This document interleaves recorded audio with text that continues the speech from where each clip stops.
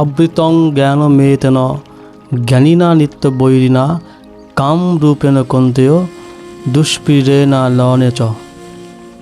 আবৃতং জ্ঞান মেতেন জ্ঞানীনা নিত্য বৈরিনা কাম রূপেণ কন্তেয় দুষ্পীড়েনা নলেন চ। শ্রীমদ্ ভগবদ্গীতার কর্মযোগ 3য় অধ্যায়ের 39 নম্বর শ্লোক। আবৃতং জ্ঞান মেতেন জ্ঞানীনা নিত্য বৈরিনা কাম রূপেণ কন্তেয় দুষ্পীড়েনা নলেন চ। অর্থাৎ অনুবাদে প্রভুপাদ লিখছেন, কামরূপী চিরশত্রুর দ্বারা জীবের শুদ্ধ চেতনা আবৃত হয়। এই কাম দুর্বারিত অগ্নির মতো চির অতৃপ্ত।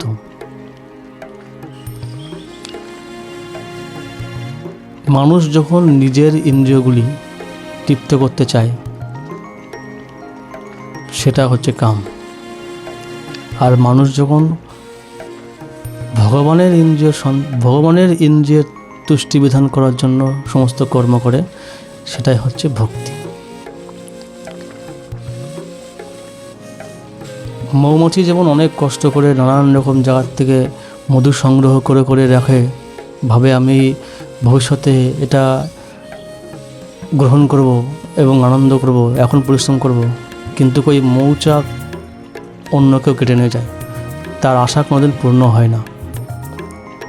আবার এটাও দেখা যেতে পারে যে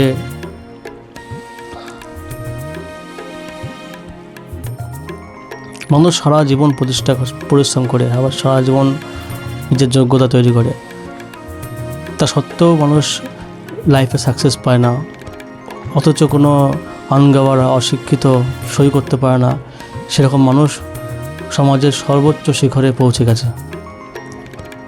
শুধুমাত্র যোগাযোগ, পরিচিত, নিজের আত্মীয় স্বজনের মাধ্যমে হোক, চেনাচোনা করে যেভাবে হোক হয়ে গেছে, এরকম তো হয়। ঠিক সেরকমই মানুষ মনে করে যে আমি এটা করলে স্যাটিসফাইড হয়ে যাব, ওটা করলে হয়তো আমার তৃপ্ত হয়ে যাবে, কিন্তু কামনা কখনো মানুষকে সন্তুষ্ট করে না, মানুষকে তৃপ্ত করে না। কিন্তু ভক্তি যদি ভগবানের ইন্দ্রিয়ের সেবার জন্য পরিশ্রম করা হয়, কর্ম করা হয়, তাহলে অটোমেটিক্যালি সন্তুষ্ট হয়ে যায়। কেননা ভগবান পরমাত্মা এবং তারই অংশবিশেষ আত্মা আমাদের প্রত্যেক প্রাণীর মধ্যে আছে।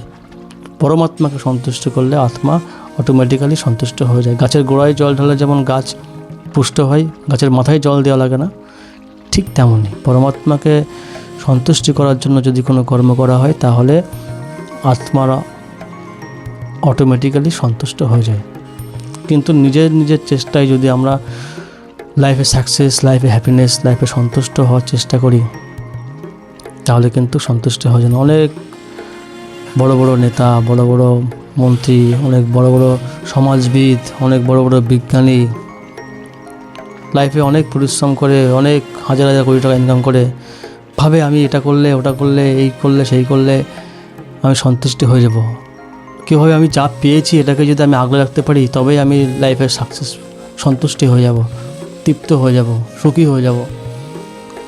কিন্তু দেখা যায় আমৃত্যুকাল পর্যন্ত পরিশ্রম করলেও, চেষ্টা করলেও সে লাইফে সাকসেস, সন্তুষ্টি, সুখী হতে পারে না।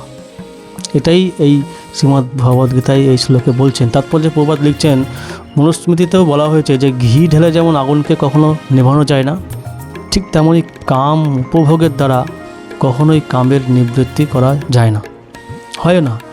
জড়জগতে সমস্ত কিছুর কেন্দ্র হচ্ছে এই যৌন আকর্ষণ। তাই জড়জগৎকে বলা হয় মৈথুনাগার অথবা যৌন জীবনের শিকল।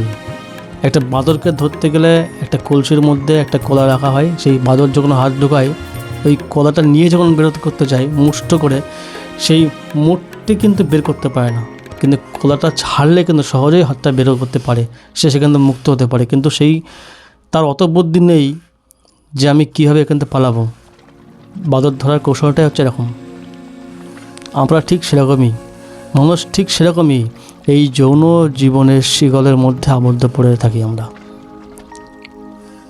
হাতটা কিন্তু খুলে দিলে সহজেই কিন্তু আমরা সেই কলসি স্বরূপ এই সংসার থেকে, এই জড়জগৎ থেকে মুক্ত হতে পারি। কিন্তু ওই মুষ্টি করে ধরে রেখেছি কিছু,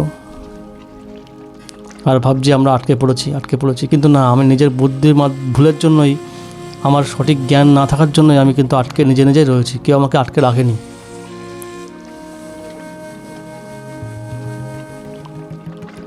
আমরা দেখেছি অপরাধ করলে মানুষ কারাগারে আবদ্ধ হয়, তেমনই যারা ভগবানের আইন অমান্য করে তারাও জনজীবনের শৃঙ্খলে আবদ্ধ হয়ে এই মৈথুনাগারে পতিত হয়।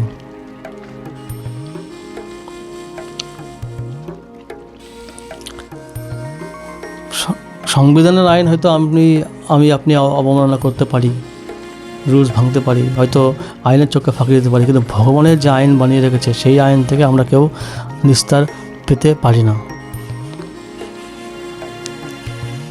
ইন্দ্রিয় তৃপ্তিকে কেন্দ্র করে জড় সভ্যতার উন্নতি লাভের অর্থ হচ্ছে বদ্ধ জীবদের জড় অস্তিত্বের বন্দিদশার মেয়াদ বৃদ্ধি করা।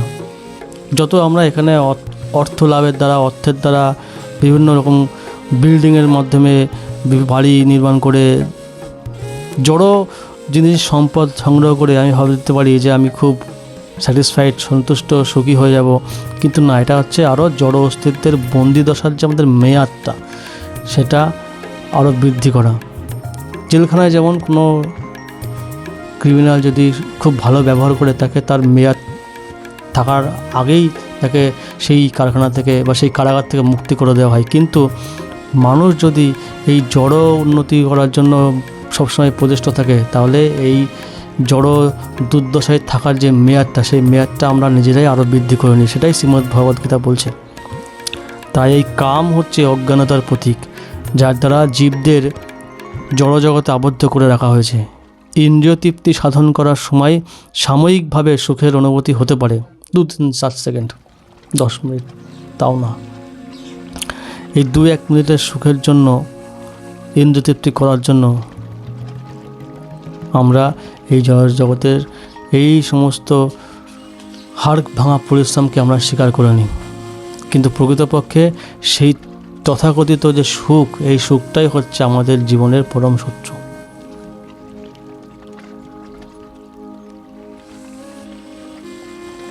আবৃতং জ্ঞানমেতেন জ্ঞানিনা নিত্য বৈরেনা কাম রূপণ কুন্তেয় দুষ্পীড়ানেন চ।